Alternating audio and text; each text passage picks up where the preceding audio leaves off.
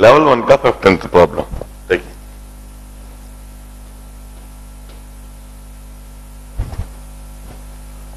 A bob of mass 10 kg is attached to a wire 0.3 meters long and breaking stress this. The area of cross section of wire is this. Maximum along the maximum angular velocity with which it can rotate in horizontal circle. देखिए breaking stress दे रखा है। Breaking stress stress is force upon area. अब जो breaking stress है वह उन्हें दे रखा है 4.8 into 10 to the power 7। This must be equal to the maximum tension. इससे ज्यादा टेंशन होगा तो वो तार टूट जाएगा। और cross section area is 10 to the power, this is newton per metre square, और area is 10 to the power -6 metre square. So maximum tension that wire may sustain is 10 to the power 7 into 10 to the power -6 Newton. इससे ज्यादा tension नहीं हो सकता, means 48 Newton. इससे ज्यादा tension उस wire में नहीं आ सकता। अब ये तो बड़ा साधारण सा सवाल है। That tension must be equal to maximum angular velocity पूछिए, तो tension is m omega square r, बस। सो टी मैक्स के लिए मैं लिखूंगा m omega square max into r। तो टी मैक्स की जगह 48 न्यूटन लिख दो, मास की जगह पर 10 kg, और ओमेगा स्क्वायर मैक्सिमम और r की जगह पर लिख दो into 0.3। So omega max is 48/3 under root और 16। Omega max is 4 radian per second. ये एक बड़ा ही आसान सा सवाल था, कोई खास सवाल नहीं था, सिर्फ इसमें स्ट्रेस पता होने वाली बात थी। अब 20th problem.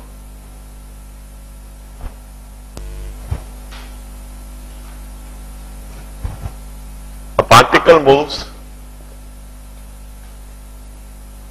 with constant speed u along a circular path of radius r. Complete the circle in time t. The acceleration of the particle is, देखिए वह u constant speed u, speed is u and this is constant and radius is r। अब हम अच्छी तरह से जानते हैं कि स्पीड u रेडियस r, तो एंगुलर वेलोसिटी है u/r, और एक्सीलरेशन ऑफ पार्टिकल होता है u²/r या फिर ओमेगा²r। एनीवे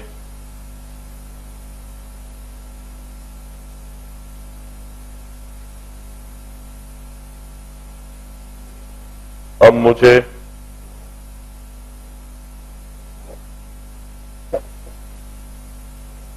वेलोसिटी टर्म नहीं आने देना है, सिर्फ रेडियस। तो मैं यह लिख सकता हूं that this velocity is 2πr upon t। Velocity is 2πr upon t। So acceleration is 2πr by t whole square into 1/r. So acceleration is 4pi square r upon t.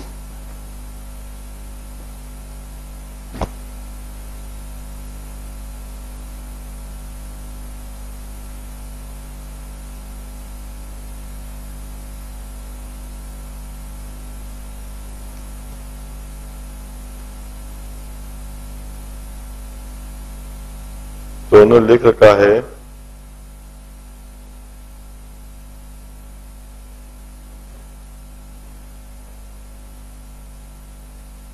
pi r is the distance upon time is the velocity, v square by r.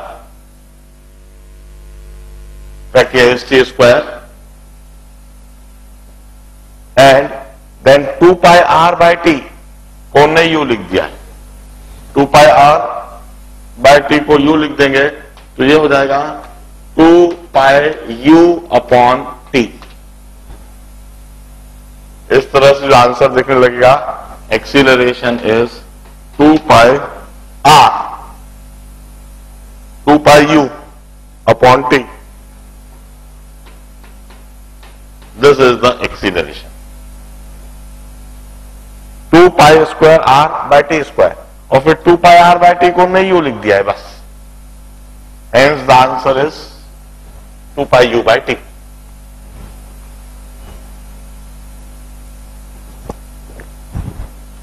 Level 1 के यह सारे problem देखने के बाद अब हम level 2 के 8 को पहले देख लेते हैं और फिर उसके बाद 13, 14, 16,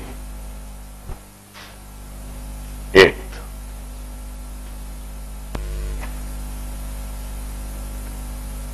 A small block is shot into each of the 4 tracks as shown in figure.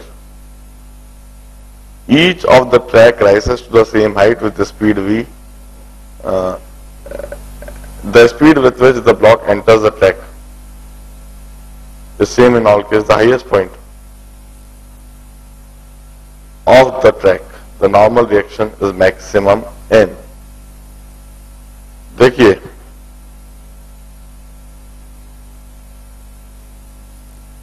हम कहेंगे एक ब्लॉक को हमने हिट करवाया और हर एक ट्रैक की फाइनल हाइट सेम है, तो ट्रैक के ऊपर जो वेलोसिटी है वह सेम हो जाएगी अल्टीमेटली. आप देखिए इस तरह का कोई सा भी ट्रैक है, इधर यदि उसकी वेलोसिटी v है तो इधर कुछ वेलोसिटी v डैश होगी.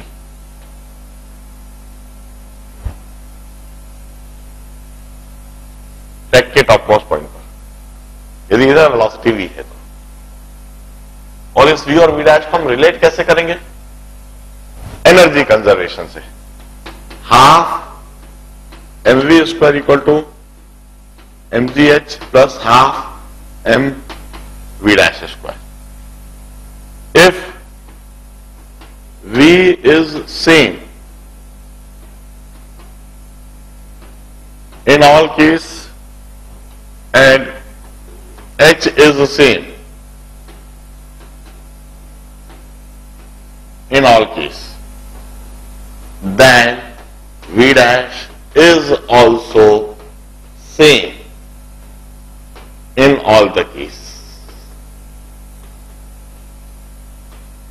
सबसे पहले यह कंक्लूड कर लिया कि यदि सभी केसेस में v सेम है और हाइट भी सभी केसेस में सेम है तो v डैश भी सभी केसेस में सेम हुई. अब इस केस में टेंशन कैसे लिखेंगे हम? नॉर्मल रिएक्शन ऐसे लिखा जाएगा कि mg इधर m v dash square by r और normal reaction. So normal reaction is equal to m v dash square r minus mg.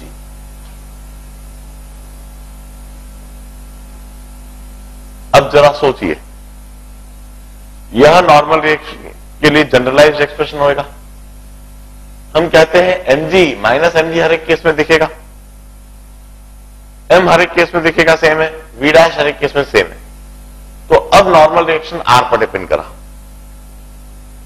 If R is increases, यदि R ज्यादा होता है तो m v dash square by R यह कम हो जाता है और नॉर्मल रिएक्शन कम हो जाता है.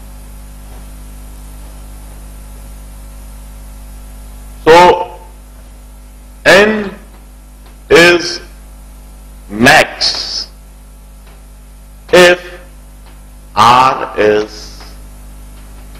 min. जिस सरफेस के लिए रेडियस ऑफ कर्वेचर मिनिमम होएगा उसके लिए नॉर्मल रिएक्शन मैक्सिमम होएगा, और मुझे रेडियस ऑफ कर्वेचर मिनिमम दिखा है case A, in case 1, in case A, जहां पर ट्रैक बिल्कुल इस तरह से बना हुआ है, इस जगह पर R is minimum,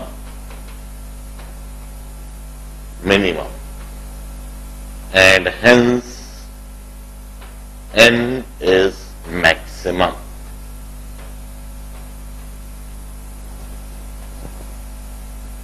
यह बात सोचनी है।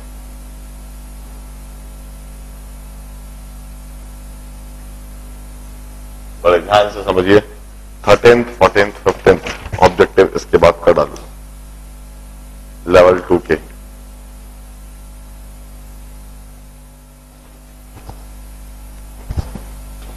Let's start reading 13th objective. The stone tied to a string of length L is whirled in vertical circle with other end of the string at the center. At the certain instant of time, the stone is in lowest position and at a speed v. The magnitude of change in velocity as it reaches the point where the string is horizontal. It's simply need energy conservation principle. एक stone इससे Tide है, length is L, vertical circle motion, यह जब इधर से इधर आ जाता है, इस जगह पर इसकी स्पीड u है, इधर आने पर इसकी स्पीड u डैश क्या होगी? Energy conservation principle. बस हम कहेंगे इस जगह पर एनर्जी है हाफ mu², इस जगह पर एनर्जी है mgl plus half mu dash square. Throughout u² equal to 2gl plus u dash square. So u dash is equal to under root of u square minus 2gl. This 13th problem. Then 14th problem solve करते हैं।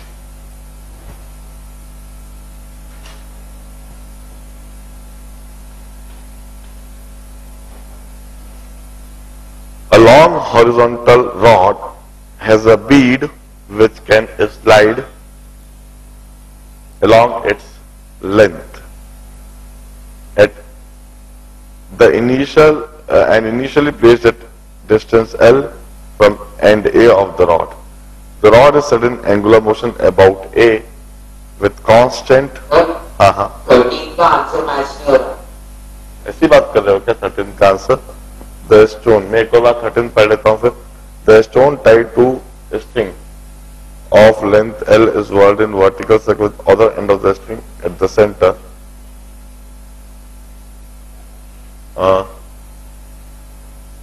With other end of the string at the center. At certain instant of time, the stone is at lowest point. The magnitude of change in velocity. अरे उनने पूछा magnitude of change in velocity as it reaches the position where string is horizontal. अब उन्हें magnitude of change in velocity पूछा है, तो हमने गलत निकाल दिया, हमने प्रॉब्लम को समझा ही नहीं। उन लोगों ने जब पूछा था वो था magnitude of change in velocity, और हमने जो निकाल दिया है वो सिंपली फाइनल वेलोसिटी निकाल दिया। इसी समय हम 13th को दोबारा करते हैं। इनफैक्ट दोबारा नहीं, यहीं से कंटिन्यू करते हैं।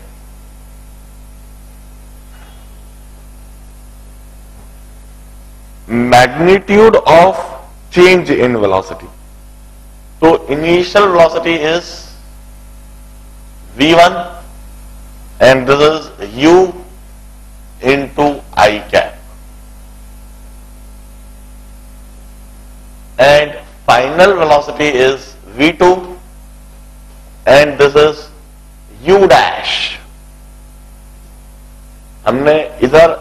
इसकी स्पीड लिख ली और एनर्जी कंजर्व करके इधर स्पीड निकाल ली। V2 is under root of U square minus 2GL into J cap. This is initial velocity and this is final velocity. ये हमने इनिशियल स्पीड लिखा था और ये फाइनल स्पीड लिखा था। अब यदि इसको हमको वेलोसिटी लिखना है तो वेलोसिटी तो वेक्टर क्वांटिटी होती है, तो वेक्टर क्वांटिटी में उसका मैग्नीट्यूड भी और डायरेक्शन भी दोनों होना चाहिए। अब चेंज इन वेलोसिटी हुआ V1 minus V2, this is the change in velocity. तो चेंज इन वेलोसिटी लिखूंगा मैं UI cap minus under root of U square minus 2GL into J cap. अब इसके बाद उन्होंने पूछा magnitude of change in velocity. Magnitude of change in velocity निकालने के लिए मैं U square plus UX square plus UY square U square minus 2GL, तो ये हो जाएगा 2U square minus 2GL under root of this. So this comes out to be under root of 2U square minus GL. Hence the correct answer is D. D is the correct answer. यह अब 13th problem बिल्कुल सही और बिल्कुल perfect हो गया। In fact IIT JEE 1998 में आया हुआ सवाल है, उसमें हमने यहां तक करके अधूरा ही करा था। उनने magnitude of change in velocity जो पूछा उसको बड़े ध्यान से डिटरमाइन करने के तरीके को समझ, उसी के आगे फर्दर कंटिन्यू करना है और सॉल्व करना है। देखिए, now let's start solving the problem.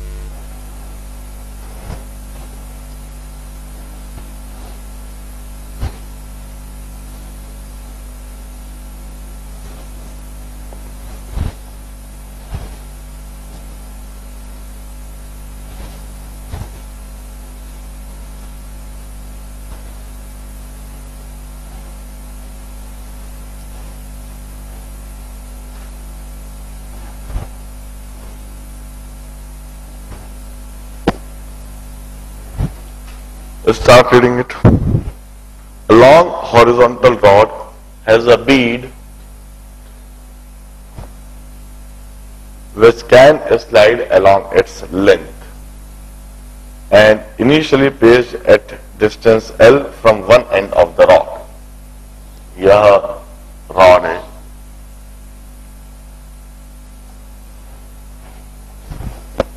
In fact, this is rod और इसमें यह बीड है। एट ए डिस्टेंस L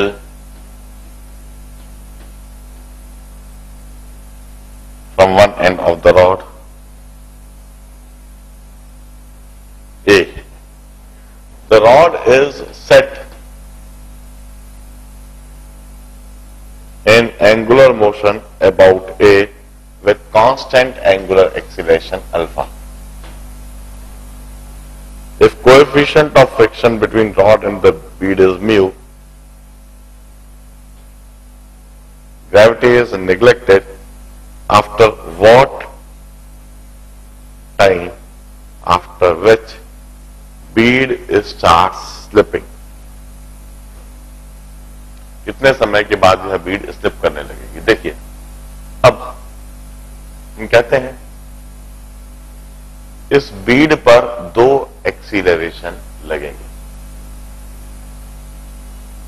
वह दो एक्सीलरेशन सबसे पहले इंडिकेट करता हूं।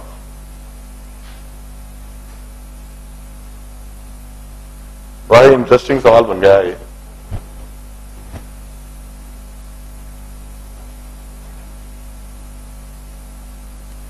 यह तो रॉड है,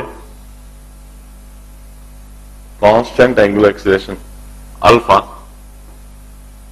तो यह जो बीड है जो किसी दूरी L पर है, इसको बाहर ले जाने के लिए कौन प्रयास करेगा? इसको बाहर ले जाने के लिए सेंट्रीफ्यूगल फोर्स। सेंट्रीफ्यूगल फोर्स सबसे पहले तो omega equal to alpha T, omega is equal to alpha T. तो सेंट्रीफ्यूगल फोर्स जो होगा वह m ओमेगा स्क्वायर एल, तो m alpha square L into T square, m alpha square L into T square, यह centrifugal force हुआ।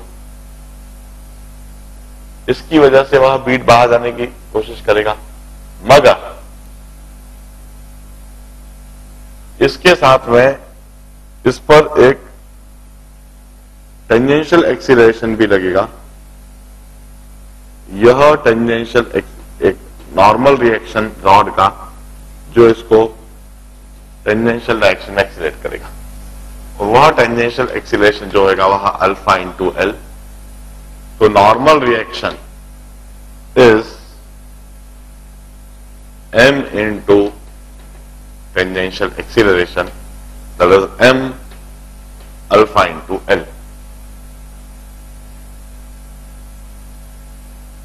इसकी वजह से वहां एक फ्रिक्शनल फोर्स एक्ट करने लगेगा। सेंट्रीफ्यूगल फोर्स तो रेडियली आउटवर्ड है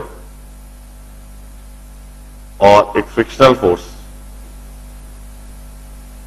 इनवर्ड डायरेक्शन में एक्ट करने लगेगा, और वह जो फ्रिक्शनल फोर्स होगा वह म्यू इंटू एन, यह maximum frictional force, mu M alpha into L. अब हम कहते हैं कि जैसे ही यह force the bead start slipping, if force exceed frictional force, the bead slip if this force becomes greater than equal to maximum frictional force. So m alpha square L into t square, जब यह greater than equal to mu m alpha L हो जाएगा, तो वो slip करने लगेगा। L से L cut गया, एम से एम कट गया, एक अल्फा से एक अल्फा कट गया। So when T square becomes greater than equal to mu by alpha, और when T exceeds under root of mu by alpha.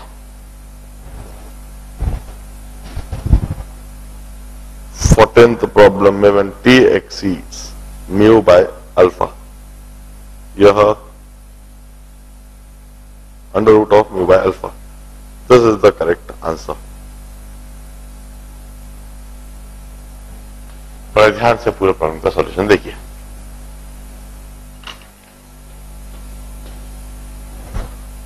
A system of binary star of mass ma and mb are moving in a circular orbit of radius ra and rb.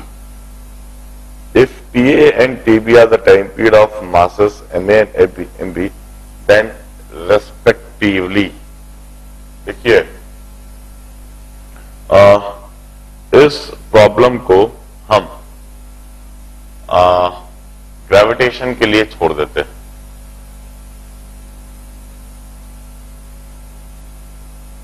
हम इस problem को gravitation के लिए छोड़ते हैं। अभी सिर्फ मैं यह बताता हूं कि बाइनरी स्टार्स यदि हैं S1 और S2, यह बाइनरी स्टार, क्योंकि इसमें सेंटर ऑफ मास का कंसेप्ट भी है, एंगुलर मोमेंटम का कंसेप्ट भी, थोड़ा आगे के चैप्टर्स का कंसेप्ट है, इसलिए अभी करने के बजाय इसको हम ग्रेविटेशन चैप्टर के लिए छोड़ेंगे। अभी सिर्फ इतनी सी बात बताता हूं कि इनका एक जगह पर सेंटर ऑफ मास होता है, उसके अबाउट यह दोनों स्टार्स घूमते हैं। यह स्टार इस तरह से इस पॉइंट के अबाउट घूमता है और यह स्टार इस तरह से इस पॉइंट के अबाउट घूमता है। किसी भी समय पर यह इधर है तो अगले इंस्टेंस पर यह स्टार्स आपको इधर दिखाई देते हैं। कुछ समय के बाद यह स्टार्स आपको ऐसे दिखाई देते हैं, यह S1, यह S2, फिर यह S1, यह S2, और कुछ समय के बाद इधर S1 आ जाएगा और इधर S2 आ जाएगा। और खास बात, टाइम पीरियड TA और TB फॉर बाइनरी स्टार बराबर होते हैं।